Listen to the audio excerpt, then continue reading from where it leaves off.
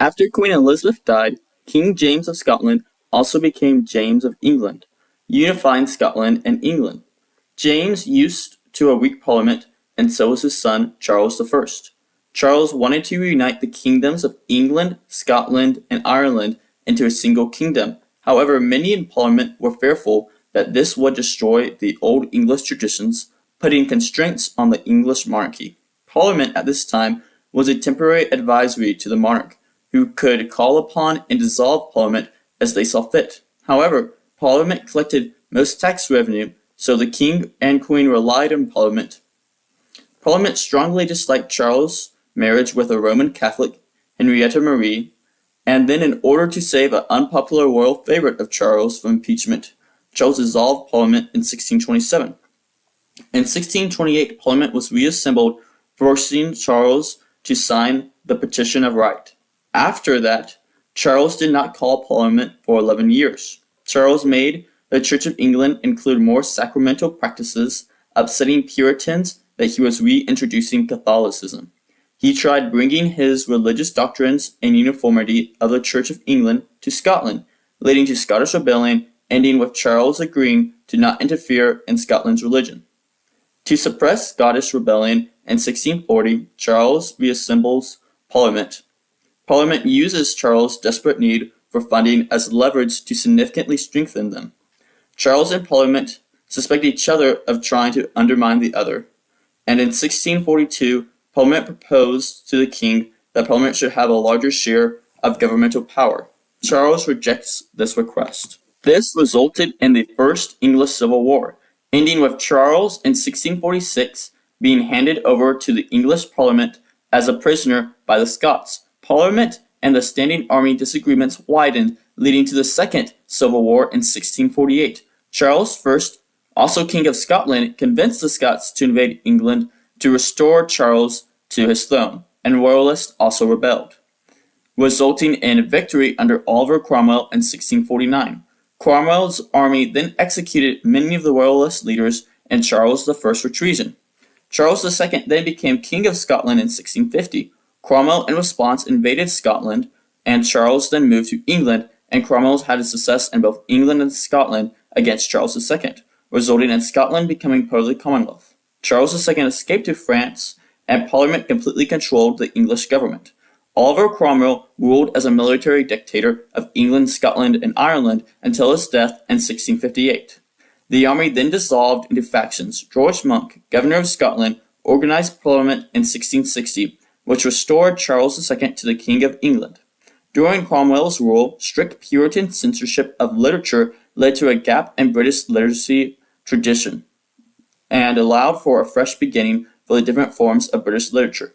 Some Royalists fled to Holland and France, preparing for Charles II's return to England, where they were greatly influenced by mercantilism, rationalist prose, French and Spanish theater, and religious tolerance. Charles II quickly reopened the theaters shut down by Cromwell.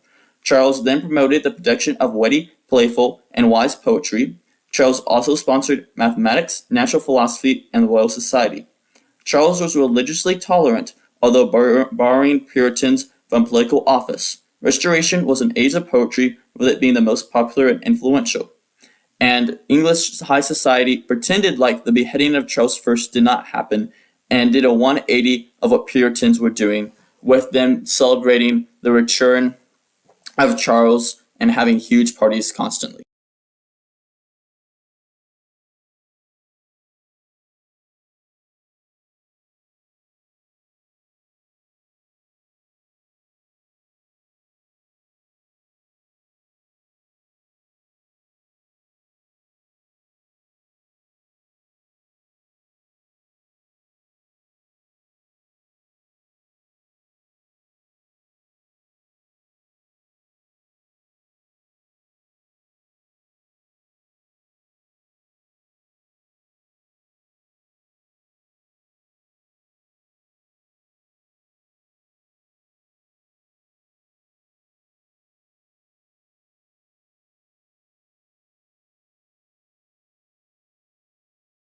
Court's adoption of neoclassicism, empirical science, and the interregnum suppression of philosophy led to major works. Tom Spratt published History of the Royal Society in 1667, setting forth an objective, comprehensive explanations for science. John Locke also promoted a philosophy of empiricism to comprehend the basics of human understanding and how to organize humanity so that we make sound decisions for society, resulting in Locke's two treatises of government, which emphasized the flexible nature of the social contract. Locke inspired thinkers of the American Revolution. During Restoration, the most common way of getting news was a broadsheet publication, a single large sheet with partisan accounts of events. Restoration saw the development of journalism. In 1665, Henry Mudman published the first successful newspaper, the Oxford Gazette, a digest of royal court news. Later in 1691, the first regularly published periodical in England, the Athenian Mercury, was established by John Dunton, which was a combination of sporadic essays and news. It also responded to anonymous questions, which made the journal sell well. The Athenian Mercury set the stage for politically oriented journals such as the original The Guardian. Although romance fiction of France and Spain was popular in England, Ludovico Ariosto's Orlando Rousseau engendered prose narratives of love, peril, and revenge. Romance was considered feminine, and women read these novels as a vice. However, novels came to encompass a broader range of stories.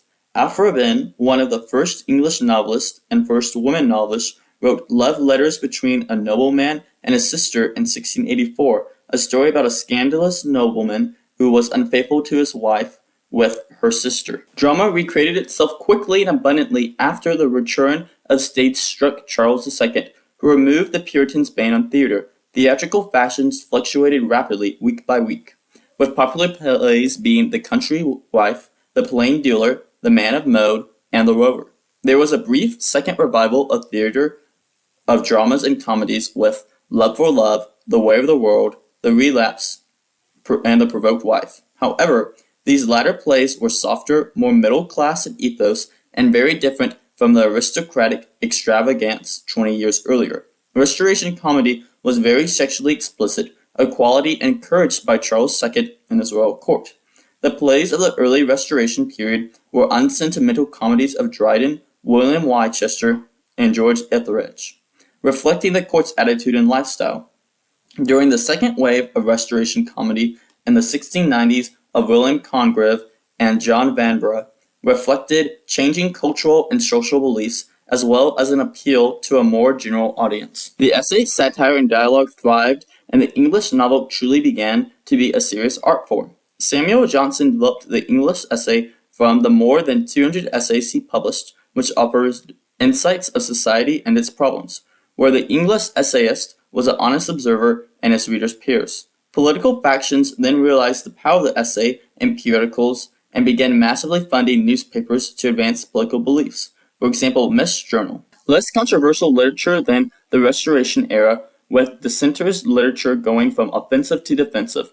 The most prominent Puritan writer was Daniel Defoe, with his most important work being The Shortest Way with Dissenters, a satire attacking the worries of the establishment about dissenters. Another very influential work was William Law's A Serious Call to Devout and Holy Life. So was Robert Boyle's Meditations. Both works called for revitalism of the individual and set the stage for Methodism. Bishop Berkeley extended Locke's emphasis on perception, arguing to be is to be perceived, or that only things perceived by consciousness are real. Additionally, he argued that God's perception of matter and his continual attentiveness to this world was the reason matter persisted. Contrasting this, David Hume took empiricist skepticism to the extremes, attacking surmised and unexamined premises.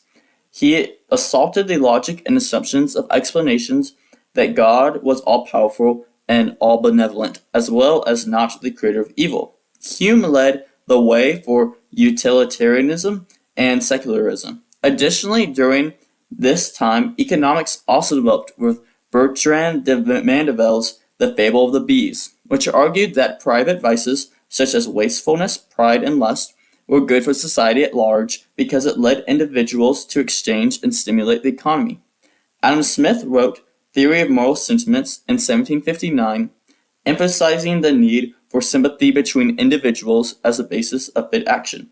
arguing that moral and just actions are actions that the one doing them would consider moral and just if done to them.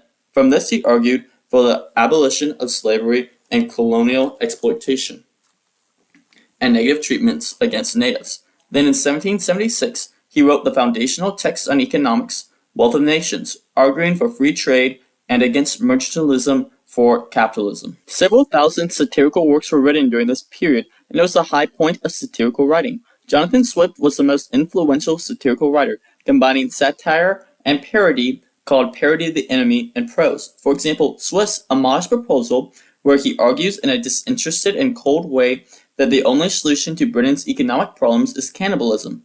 Although the conclusion cannibalism is immoral, logically there is very little wrong with his arguments. Swift's satires such as A Tale of Tub, A Modest Proposal, and Gulliver's Travels satirizes empiricism and neoclassicism, arguing that reason unleashed without consideration for morality or utility leads to madness, ruin, and starvation. Tom Brown, Ned Ward, and Tom Duffy wrote more light-hearted satire. For example, The London Sigh by Ward records the vanity and exaggerated spectacle of London life. Satire then became a very popular tool in politics, allowing one to criticize without offering up a corrective.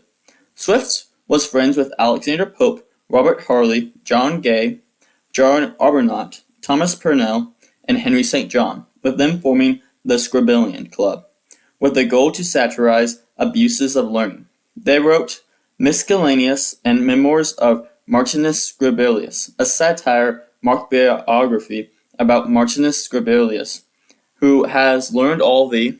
There was a great struggle over the nature of the pastoral and the era's beginning, reflecting the invention of the subjective self as a worthy topic and the emergence of emphasis on individual psychology against public performances for society, leading to a gradual adaptation of all forms of poetry from their older uses. Odes would cease to be encomiums, ballads narratives, elegies sincere memorials, satire specific entertainment, songs no longer pointed, and the lyric would become a celebration of the individual rather than a lover's complaint. The entire era was dominated by Alexander Pope.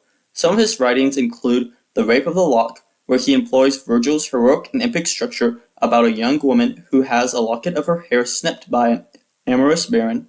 Pope's masterpiece was The Duckkind, in which the goddess Dullness chooses Louis Theobald, one of the Pope's personal enemies, to be her new avatar, and describes Theobald's coronation with heroic games undertaken by all of the dunces in celebration. Pope made a series of these poems, expressing the view that the battle of enlightenment and dullness was fated to win. John Gay, Pope's friend and another influential poet, wrote a gentler, more compassionate satire than Pope. In 1726, John Dyer's Gaunger Hill and James Thomson's Winter described landscape from a personal point of view and took their feelings and moral lessons from direct observation. Both were unlike Pope's notion of the Golden Age pastoral such as Windsor's Forest. In their two poems there is minimal mythology and no celebration of Britain nor the crown. Gaunger Hill is an 8-syllable couplet that celebrates the natural beauty of a mountain view and quietly meditative. Winter and Edward Young's Night Thoughts, which were melancholy meditations and soon to establish emotion as proper for poetic expression, similar to how romantics would see it. The celebration of the private individual's idiosyncratic yet paradigmatic responses to the vision of the world. These hint at the solitary poet were carried into a new realm with Thomas Gray's elegy written in a country churchyard. It is only by being solitary that the poet can speak of a truth that is wholly individually realized. After Gray, a precursor to the Romantics that imitated Gray called the churchyard poets began. With the court and crown becoming disinterested in plays during the Enlightenment era, the theater turned to opera and novelty theatrics. John Gay satirized opera with his drama The Beggar's Opera in 1728, which superficially was about Macheath, a man who keeps being imprisoned by the thief Peachnam, but continually escapes prison because the daughter of the jailer, Lucy Locket, is in love with him.